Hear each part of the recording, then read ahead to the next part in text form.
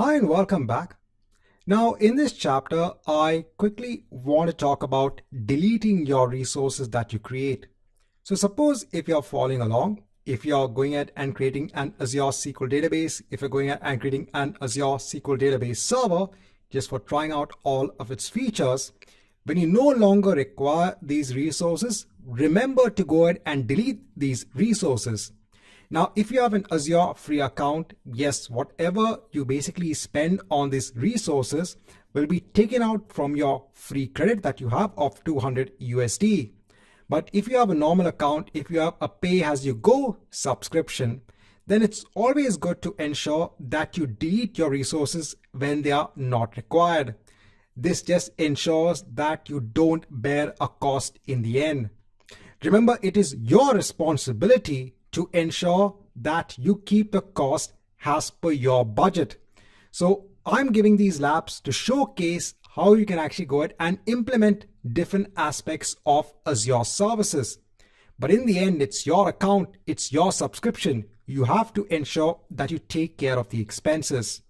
So this is one of the ways you can actually go ahead and avoid getting a long bill is to ensure, first of all, that you delete the resources after you don't require them. So one of the key aspects you should consider to keep costs to a minimum is to ensure that you delete resources that are not required. And again, deleting resources is very easy.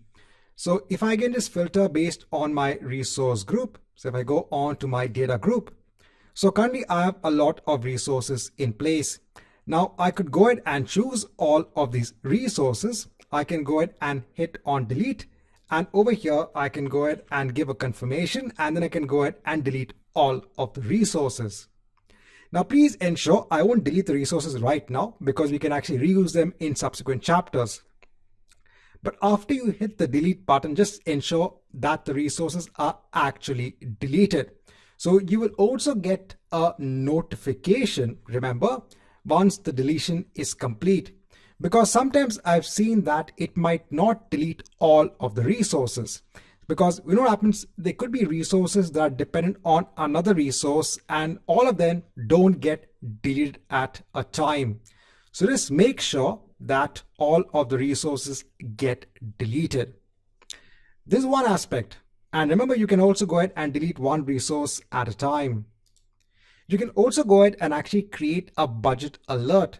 So if you want to get notified when you're reaching a particular cost threshold, you can actually get an email alert. So this is also beneficial.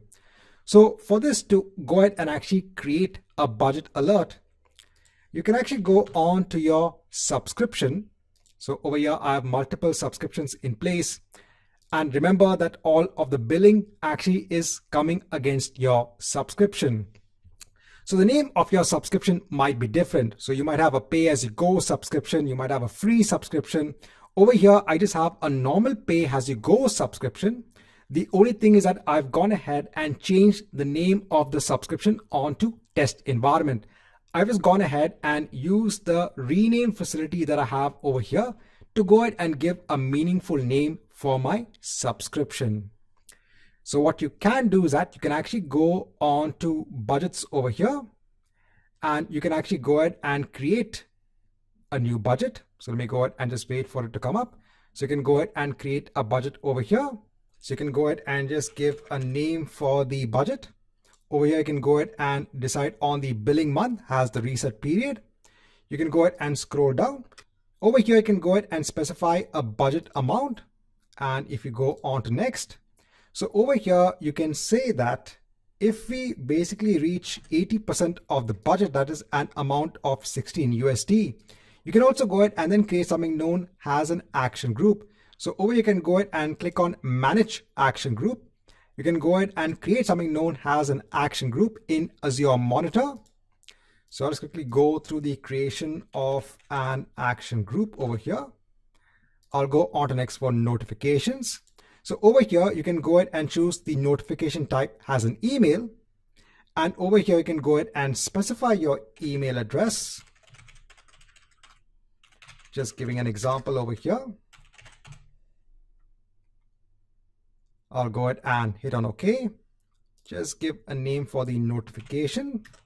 Just a simple name will do. Then I don't need any actions. I can go on to review and create, and I can go ahead and create this action group. So this action group is basically used for notification. That's one of the uses of the action group. Now what I've done is that after the action group has created, I've just gone back onto my subscription and I've gone onto the budgets.